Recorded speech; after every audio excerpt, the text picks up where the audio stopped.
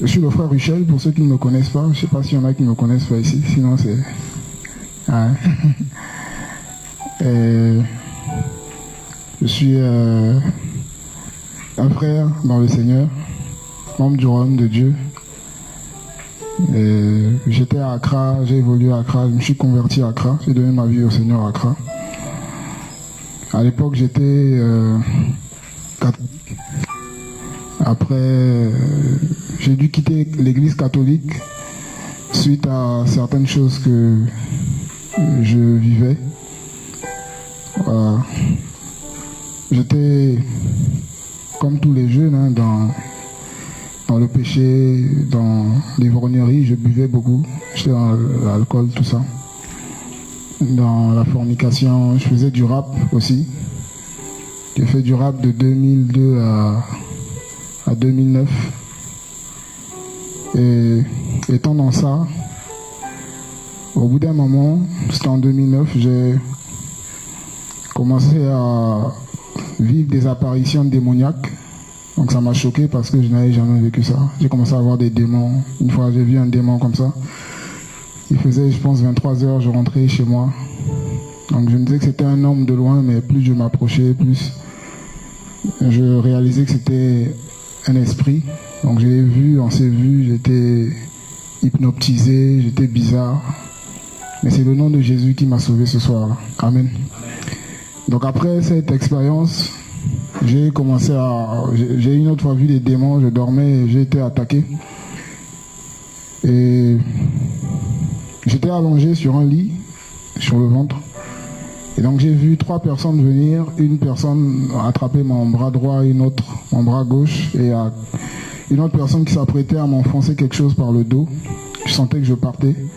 Donc je me suis réveillé en criant Jésus, et j'ai vu 2 démons dans ma chambre. Il y a un qui était grand de taille, mince, et l'autre était assez gros, court. Je les ai vus comme ça, ils étaient vilains, bizarres. Donc j'étais très choqué. Il était 1h du matin, donc comme un bon catholique, j'ai fait toutes mes prières jusqu'à 6h du matin. Et donc après, c'était de visitation démoniaque en visitation démoniaque. J'ai pas trouvé la solution chez les catholiques, donc j'ai fui. C'est comme ça que j'ai quitté l'église catholique. Je suis allé chez les pentecôtistes, donc j'ai eu toute une série d'impositions de main. Malgré cette imposition de main, je continuais à vivre ça. Et dans la suite, je suis allé dans une église, on va dire évangélique, où on m'a fait passer par une cure d'âme. J'ai dû me souvenir de tous mes péchés, tout ça. Il fallait retracer mon arbre généalogique. Donc on a tout écrit. Et là-bas aussi, il y avait une série d'impositions de main. Bon, ça marchait un peu apparemment, parce que j'aurais plus trop les démons. Donc je me suis fait baptiser, on m'a consacré diacre là-bas, je me souviens. Et malgré ça, j'étais toujours lié au péché. Et donc j'ai vraiment donné ma vie à Jésus au Ghana. Et donc j'ai évolué à Accra. Je pense qu'il y a beaucoup de frères qui me connaissent ici depuis, comme Serge, comme ça, et qui ont assez connu Serge, Patrick, depuis 2011-2012. Donc depuis là, je m'accroche par la grâce de Dieu. Récemment, notamment l'année dernière, j'ai beaucoup été au Togo. Donc entre le Ghana et le Togo, mais plus au Togo.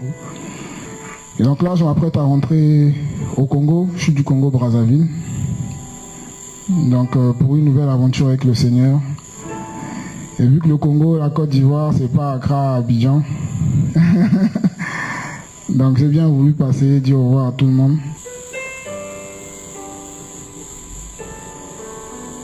Alors, nous allons rapidement parler de quelque chose. Nous sommes dans le livre d'Hébreux, chapitre 8. Hébreux 8, le verset 1 au verset 5. La Bible dit, or, la chose principale de notre discours, c'est que nous avons un tel grand prêtre qui est assis à la droite du trône de la majesté de Dieu dans les cieux, serviteur du sanctuaire et du véritable tabernacle que le Seigneur a dressé et non pas les hommes. Car tout grand prêtre est établi pour offrir des offrandes et des sacrifices. C'est pourquoi il est nécessaire que celui-ci ait aussi quelque chose à offrir. Car s'il était sur la terre, il ne serait même pas prêtre, puisqu'il y a des prêtres qui offrent les offrandes selon la loi, lesquels font le service dans le lieu qui n'est que l'image et l'ombre des choses célestes, selon que Dieu le dit à Moïse, quand il devait achever le tabernacle. Prends garde, lui dit-il, de faire toutes choses selon le modèle qui t'a été montré sur la montagne. Amen. Alors ici, il est question d'une épître assez particulière, l'une des épîtres qui est vraiment riche par rapport à la question de la prêtrise, n'est-ce pas, de Christ, le contraste entre l'ancienne alliance et la nouvelle alliance, beaucoup d'éclairage sur un certain nombre d'éléments, n'est-ce pas, de l'ancienne alliance, et qui annonçait beaucoup de réalités, n'est-ce pas, concernant la nouvelle alliance. Et dans ce passage, l'auteur va parler des sacrificateurs ou des prêtres, d'accord, qui exerçaient une prêtrise qui était l'ombre ou l'image des choses célestes, d'accord, de ce qui se fait au ciel. Et j'aimerais parler du service dans la présence de Dieu. En tant qu'enfants du Seigneur aujourd'hui, nous avons tous eu la grâce d'être au service de Dieu, mais d'abord dans sa présence. En tant que prêtre, c'est vraiment ce que le Seigneur recherche. Vous allez lire les Écritures, de Genèse à Apocalypse. Vous n'allez pas voir Dieu mettre l'accent sur une recherche d'un grand prédicateur ou d'une personne qui a une très belle voix pour louer, vous voyez. Mais, merci. Le Seigneur a mis l'accent sur deux catégories de personnes, deux catégories de services. Et d'ailleurs, ces services-là, c'est plus des services qui sont administrés dans sa présence. Dans Ézéchiel 22, il va dire « Je cherche un homme qui se tienne à la brèche ». Littéralement, je cherche un intercesseur. Dans Jean 4, Jésus va dire que le Père demande des vrais adorateurs. Alléluia. Des personnes qui le servent dans sa présence. Nous sommes dans une génération où, vous allez voir, il y a beaucoup de services aujourd'hui. Il y a beaucoup de visions, beaucoup de personnes qui servent Dieu, qui disent servir Dieu, mais plus devant les hommes. On sert Dieu, je suis serviteur de Jésus, devant les hommes. Et il y a peu de personnes qui servent Dieu dans sa présence, dans le secret. Et la particularité de la Nouvelle Alliance, c'est que c'est vraiment une alliance magnifique. Dans le sens où, aujourd'hui, par la grâce de Dieu, en vertu de l'œuvre de la croix, pour ceux qui ont donné leur cœur à Jésus, pour ceux qui ont décidé de suivre le Seigneur, ont été admis dans sa présence pour le servir. Pas d'abord devant les hommes, mais devant Dieu. Paul disait à Timothée, dans 2 Timothée 2, le verset 15, il disait à Timothée, « Efforce-toi à te présenter devant Dieu comme un dokimos, comme un homme approuvé ou éprouvé, comme un homme intègre devant Dieu. » Il n'a pas dit à Timothée, efforce-toi de te présenter devant les hommes. Alléluia. Devant Dieu. Et dans ce passage, l'auteur va parler du tabernacle. Alors, il va parler du tabernacle. Et il va dire que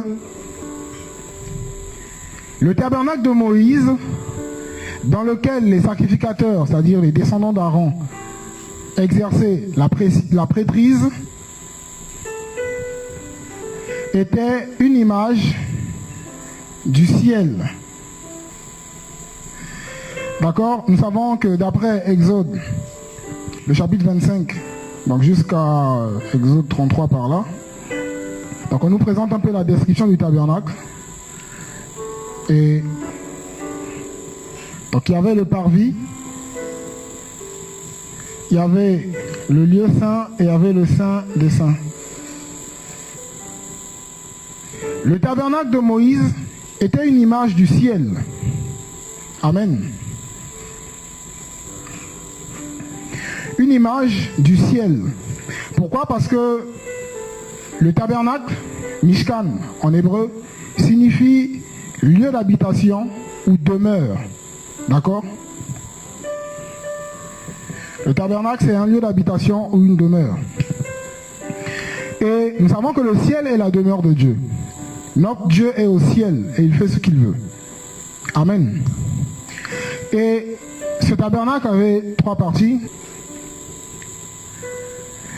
Et nous savons que dans le Saint des Saints, il y avait l'arche, d'accord, et avec son couvercle, le propitiatoire et les chérubins, d'accord, et devant le voile qui séparait les 2 parties, il y avait un autel d'or, l'autel des parfums, d'accord, et il y avait le chandelier, il y avait la table des pains,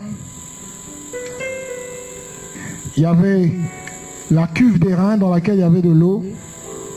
Il y avait un autel d'airain ici. Il y avait une porte. D'accord? Alléluia. On nous informe que les sacrificateurs ou les prêtres qui exerçaient leur prêtrise dans ce tabernacle, on dit que leur prêtrise n'était qu'une image des réalités célestes, des choses célestes, de ce qui se fait dans le ciel. Vous savez, les anges ont une particularité. Ce sont des êtres qui servent Dieu dans sa présence. Alléluia.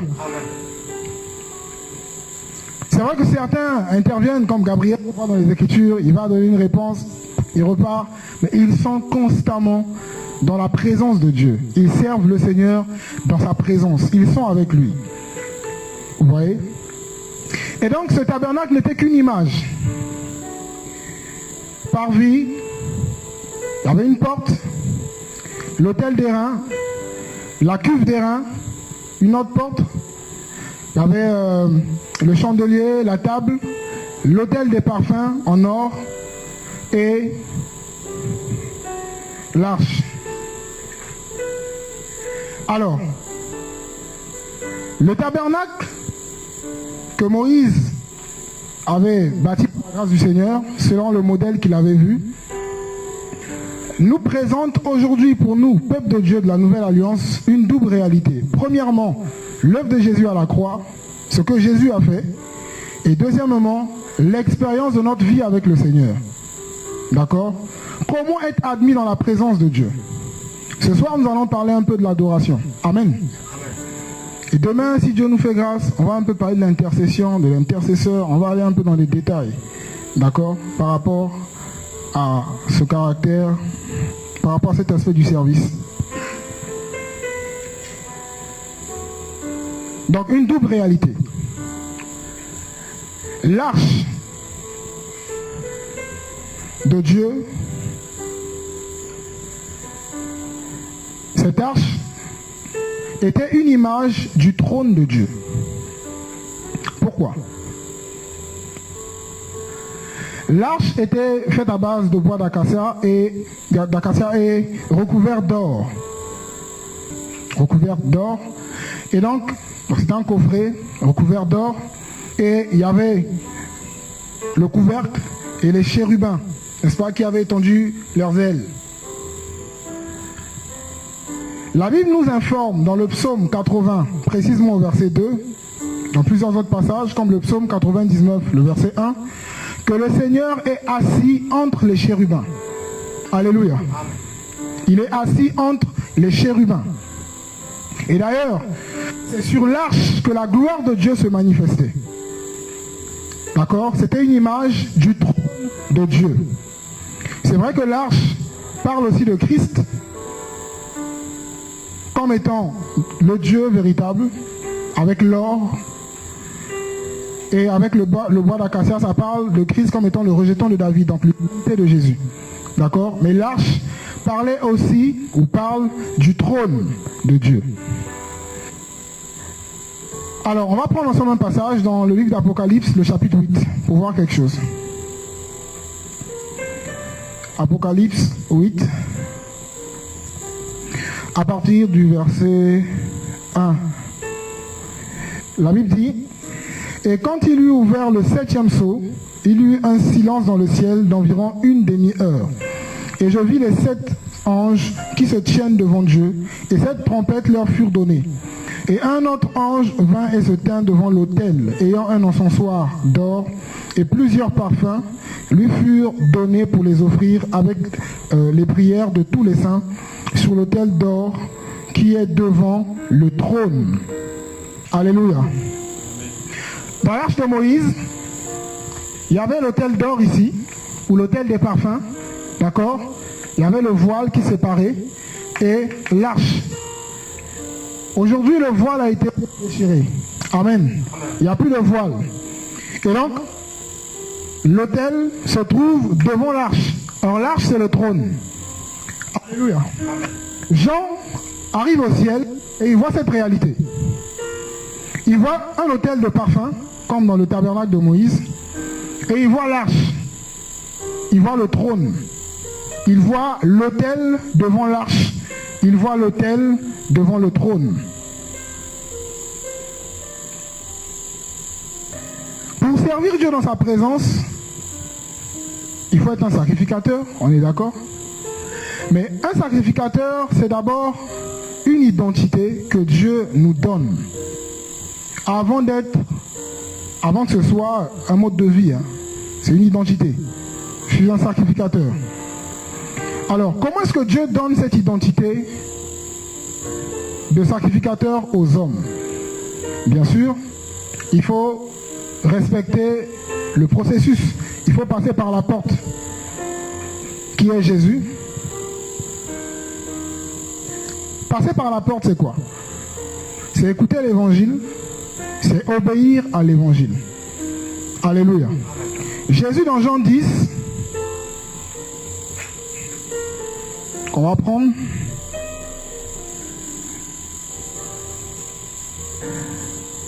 Jean 10, le verset 9. Jean chapitre 10, verset 9, la Bible dit, « Je suis la porte. Si quelqu'un entre par moi, il sera sauvé. Il entrera et sortira, et il trouvera des pâturages. Si quelqu'un entre par moi, il sera sauvé. » D'accord? Pour devenir un sacrificateur, il faut d'abord passer par la porte. Il faut écouter l'évangile, l'évangile du salut, l'évangile qui nous révèle l'état de l'homme, qui attire la colère de Dieu sur sa vie, et qui nous présente aussi la solution de Dieu pour le péché de l'homme, si jamais cet homme l'accepte, bien sûr.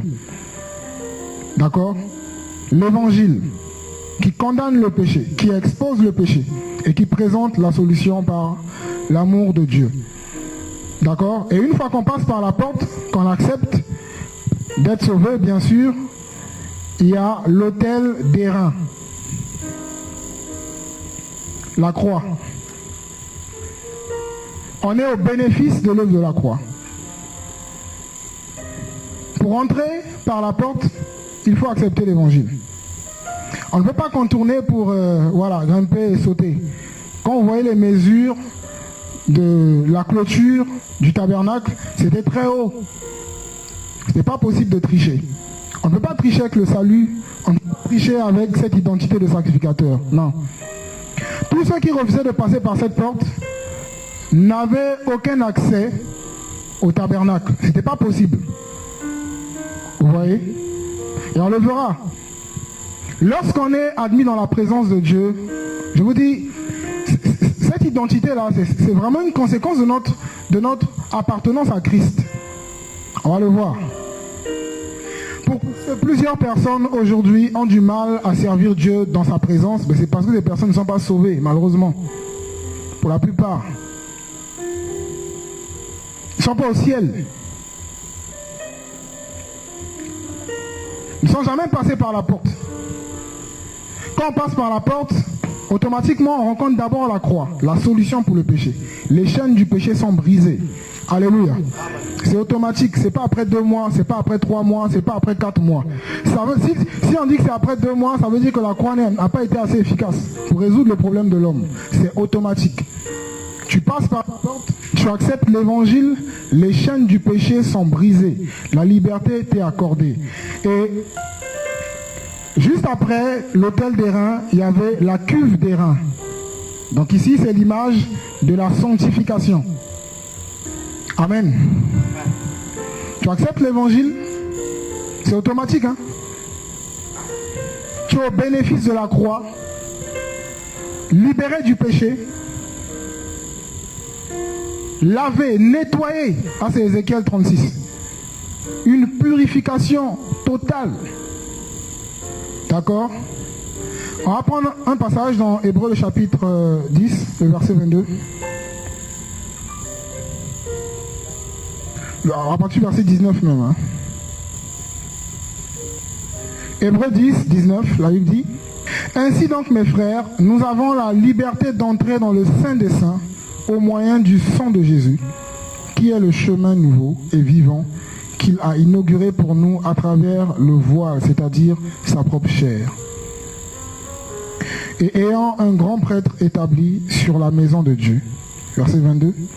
Approchons-nous de lui avec un cœur sincère et une foi inébranlable, ayant les cœurs purifiés d'une mauvaise conscience et le corps lavé d'une eau pure. Tout ce processus. Donc lorsqu'on écoute l'évangile, lorsqu'on répond à l'évangile, on est au bénéfice de la croix, nous sommes nettoyés et nous avons cette liberté de nous approcher du trône. Alléluia. Le voile est déchiré. Lorsque Jean arrive au ciel, Jean n'a pas vu de voile. Hein. On est d'accord? Dans Apocalypse 8. Il a vu un autel devant le trône. Dans le Saint des Saints. Et donc, lorsqu'on donne notre vie à Jésus, on passe par tout ça. Et on est au ciel. Et on contemple la gloire de Dieu. Et automatiquement, on devient des adorateurs qui adorent le Père en esprit et en vérité. Alléluia. Jésus a dit à la femme samaritaine: vous adorez ce que vous ne connaissez pas. L'adoration est le résultat de la connaissance que nous avons de Dieu. Une connaissance précise, exacte du Seigneur. Il nous a ressuscités avec Christ et nous a fait asseoir ensemble dans les lieux célestes, au ciel. Et nous avons cette identité. Voilà pourquoi quelqu'un qui donne véritablement sa vie à Jésus, en général, le jour de la conversion, peut se mettre à adorer, peut se mettre à prier. C'est-à-dire que c'est un rafraîchissement par l'Esprit de Dieu. On est conscient de la réalité du ciel. Un sacrificateur, c'est quelqu'un qui a été admis dans la présence de Dieu après sa conversion. Admis dans la gloire du Père après sa conversion. Qui peut contempler la gloire de Dieu. Qui peut voir le Seigneur. Parce qu'il est devant le Seigneur. Parce qu'il est avec le Seigneur. Parce qu'il est au ciel. Alléluia. Et étant au ciel, nous sommes appelés à grandir dans cette vie. À faire comme les anges, si vous voulez. Adorer le Seigneur dans sa présence. À servir Dieu dans sa présence. Vous savez, c'est ce que Dieu demande, disait Jésus. Des adorateurs qui l'adorent en esprit et en vérité. Parce qu'ils sont au ciel. Parce qu'ils sont dans sa présence. Parce qu'ils ont été libérés, ils ont été admis dans cette belle présence du Seigneur, dans cette présence glorieuse du Seigneur. Je suis allé partager la parole l'année dernière dans une ville. Bon, c'est plus une ville aujourd'hui, hein. Comme les villes sont de plus en plus... On élargit de plus en plus les villes, hein. Donc c'est pratiquement Lomé. Mais un peu au fin fond de Lomé. À Gouet, je pense que le frère Folly connaît. Il y avait un petit groupe là-bas. Donc je suis allé un week-end, un samedi, un dimanche, on s'est mobilisé. On est allé là-bas pour partager la parole. Et j'ai un peu demandé aux bien-aimés qui se rassemblaient là-bas. Comment allez-vous? Est-ce que vous allez bien? Parce qu'on est là quand même. Comment vous portez, tout ça. Et il y a un parmi eux qui m'a dit, en tout cas lui il est là. Il ne sait pas vraiment pourquoi il est là, quoi, mais il est là quand même. Il y a un autre aussi qui m'a donné une réponse comme ça. Quand ils chantaient, bon, ils essaient. Prier, ils essaient. Ils ne savent pas ce qui se passe en réalité. Il y a beaucoup de personnes comme ça dans nos assemblées. Ouais, on dit adore, on adore. Ils sont là. C'est difficile. Parce que beaucoup ne sont pas au ciel. Je vous dis. À la fin, ils ont voulu donner leur vie au Seigneur. Parce qu'ils se sont rendus compte qu'ils n'étaient pas convertis, ils n'étaient pas chrétiens. Ils n'étaient pas au ciel. Être chrétien, c'est être au ciel. Alléluia. Dans la présence de Dieu. Et étant dans sa présence, on peut le servir. L'adoration se manifeste par quoi d'abord? Par la consécration de notre vie au Seigneur. Par une vie d'obéissance. C'est le résultat de la connaissance de Dieu. Il est saint. Je palpe ça. J'ai été touché par sa sainteté. Et ça se traduit par une vie de qualité.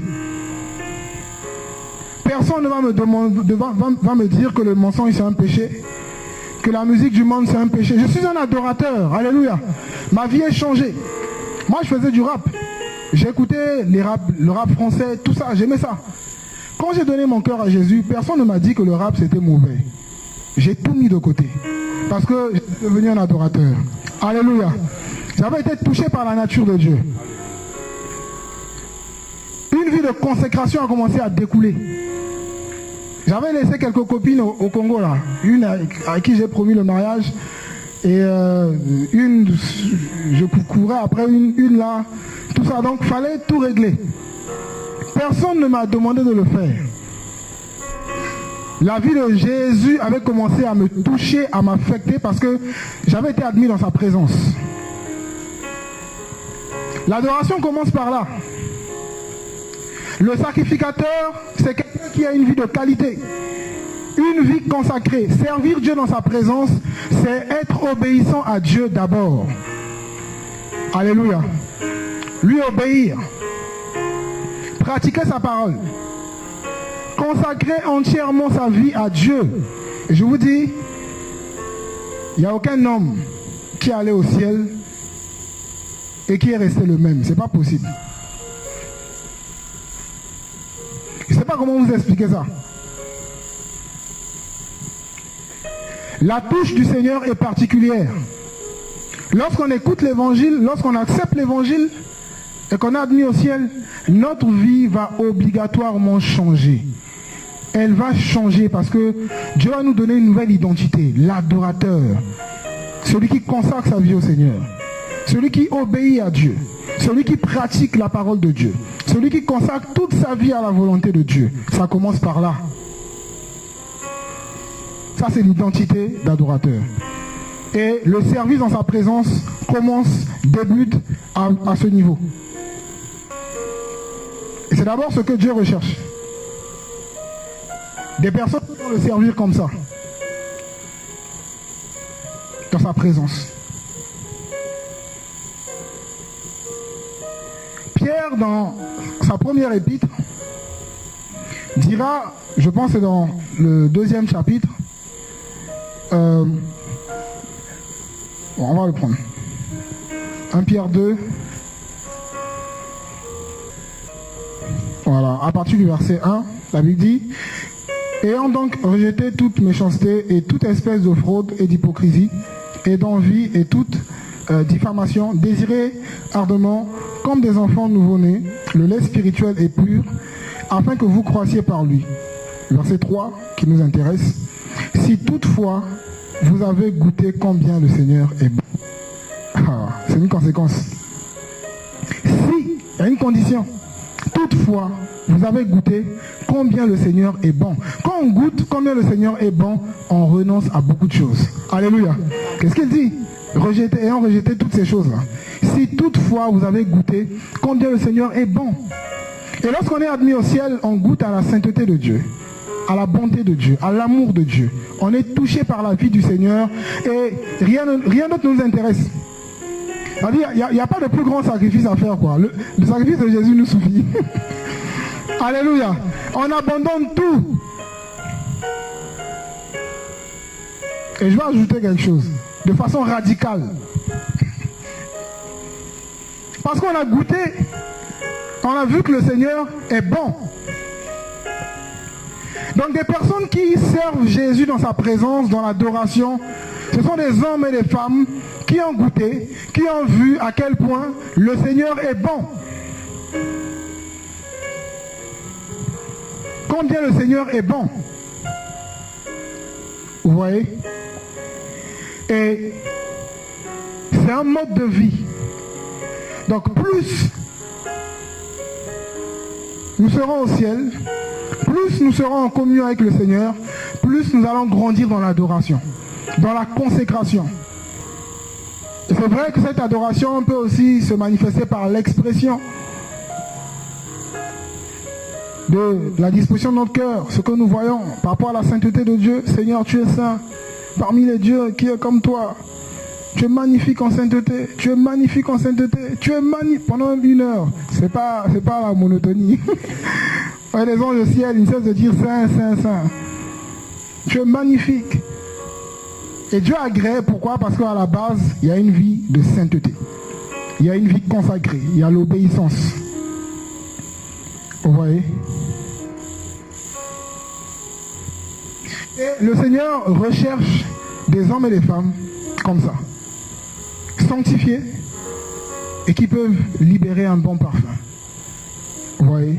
Qui peuvent l'adorer, lui dire des choses, lui partager des choses, l'élever pour ce qu'il est, lui dire à quel point il est grand. Je me souviens, c'était un soir, je travaillais un peu et je faisais assez tard et j'étais là, je priais et mon cœur était rempli. Il fallait que je parle à mon bien-aimé. Donc j'ai commencé à élever le Seigneur, j'étais là. Oh Seigneur, tu es grand.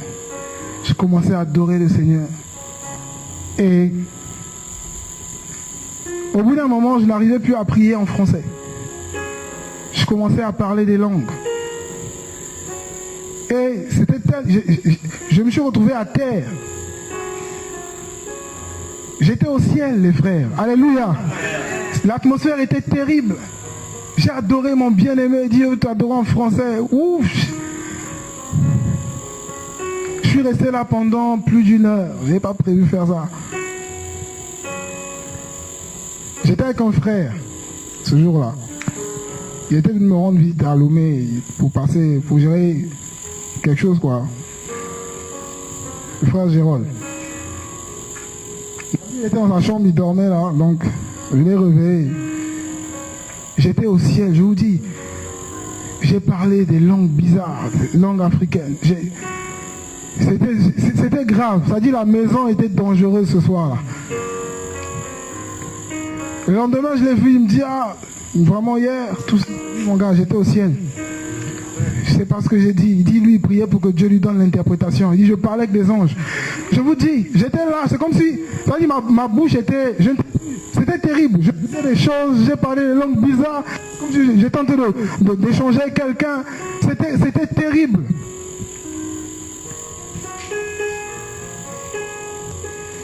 Nous sommes au ciel. Alléluia. Voilà pourquoi Paul dit, mais nous sommes des citoyens des cieux. Nous sommes avec des anges, alléluia, devant le trône du Seigneur, dans la présence de Dieu pour l'adorer. D'abord, par nos vies, mais par la parole aussi, qui émane d'une vie sanctifiée. Dieu aime ça. Seul, dans notre chambre, dans notre maison, dans la voiture, peu importe, élever le Seigneur, adorer le Seigneur, glorifier le Seigneur, magnifier le Seigneur, l'élever pour ce qu'il est. Parce que si nous le voyons, nous ne pouvons que l'adorer. Alléluia. Et le Seigneur, je vous assure, recherche des adorateurs. Dieu nous veut dans sa présence. Il y a trop de prédicateurs là, c'est bon. Nous, même s'il n'y a pas de public, s'il n'y a plus rien, nous servirons Dieu dans sa présence. Alléluia. C'est le plus important pour nous. Servir Jésus dans sa présence, être à ses pieds, lui dire de belles paroles, avec une vie sanctifiée, avec une vie consacrée au ciel. Souvent, vous savez, on ne réalise pas que nous sommes au ciel. Bon, nous sommes limités, nous sommes des personnes, nous sommes dans la chair. Mais en réalité, bien aimés, si nous avons réellement accepté Jésus, là, sacrificateur, nous sommes au ciel. Nous sommes devant le trône. Nous sommes même sous le trône, on dit. Assis. Ah, notre position est bizarre.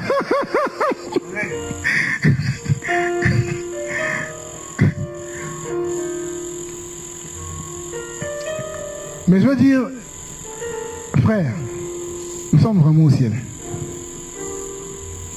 Et le Seigneur nous a donné cette identité. Rappelons-nous, quand Jésus nous a touchés, comment ça s'est passé?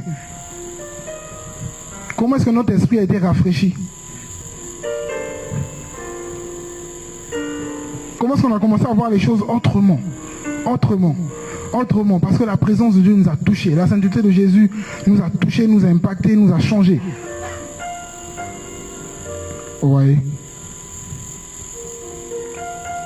Et cette vie d'adoration est enrichie par la connaissance de Christ tous les jours. On a pu là chercher le Seigneur, sa présence. Vous savez, le Seigneur, il aime ça. Il aime ça. C'est vrai que la chair est faible, nous sommes souvent fatigués, c'est vrai, mais lorsqu'on donne une opportunité au Seigneur, lorsqu'on se dispose pour chercher le Seigneur, pour sincèrement l'élever, l'adorer, je vous assure, Dieu, il est Dieu, il fait ce qu'il veut. Mais souvent vous allez voir une belle gloire que Dieu peut répandre sur notre vie. Et c'est plus nous, mais c'est l'Esprit de Dieu qui s'exprime, qui nous pousse à élever le roi. Amen. À élever le Seigneur, à glorifier le Seigneur, à magnifier le Seigneur.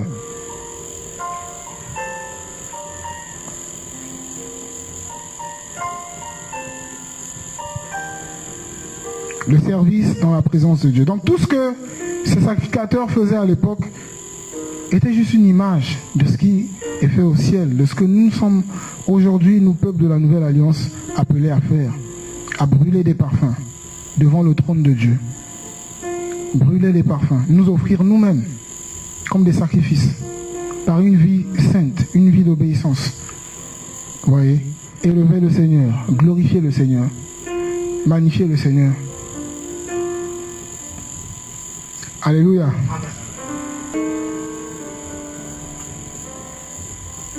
Et ça nous garde de l'idolâtrie. Alléluia. Amen. Quelqu'un qui comprend ça ne pourra pas être idolâtre, s'attacher aux hommes ou mettre l'homme à un certain niveau. Vous voyez, et non. Même pour ceux qui sont mariés, non, c'est pas mettre ton mari ou ta femme au premier niveau. Ça garde l'idolâtrie. Vous voyez. Moi, j'aime Jésus plus que tout le monde. Ouais. Je suis dans un projet, je dis ça à la soeur. Je t'aime, mais j'aime plus Jésus que toi. Ouais, s'il faut faire un choix par rapport à la parole, mon choix c'est Jésus. Alléluia.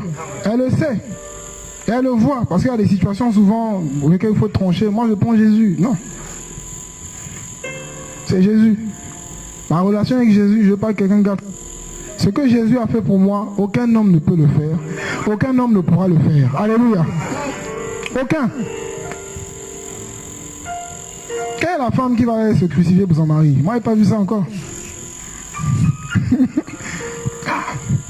Peut-être qu'il y en a qui le font, mais ce n'est pas au même prix que le sacrifice de Jésus. Jamais. Jamais. Jésus, il est mort à la croix pour moi. Je ne le connaissais même pas. Ce qu'il a fait, non. Ce qu'il continue à faire, est-ce qu'un homme peut changer son semblable? La présence d'un mari ou d'une femme peut impacter quelqu'un par rapport à la sainteté, mais la présence de Jésus nous influence sa sainteté. Ouais. Et lorsqu'on vit ça, on grandit dans l'adoration. Le Seigneur nous enrichit par sa révélation, par sa connaissance. Plus on voit Jésus, plus on vit Jésus, plus on contemple Jésus, plus Jésus se manifeste dans notre vie, plus nous grandissons dans l'adoration, plus on le découvre. Vous voyez? On grandit dans la consécration, dans l'obéissance, et l'expression de notre adoration change aussi. Notre façon de l'élever, même avec les paroles, ça change parce qu'on vit de nouvelles choses avec ce Jésus. On le voit différemment, on le découvre, on évolue dans sa connaissance.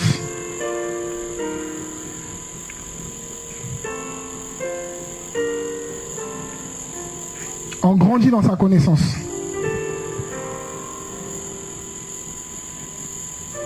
Qu'est-ce que Paul a vécu? Paul savait qu'il était au ciel.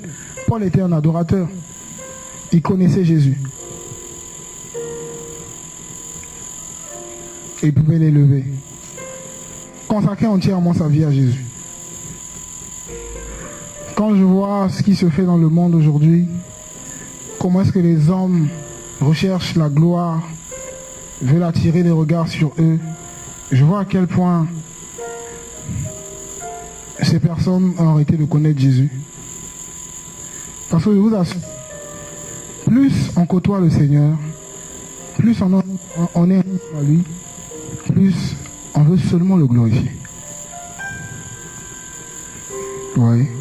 On veut seulement le glorifier, on veut seulement l'élever, on veut le magnifier.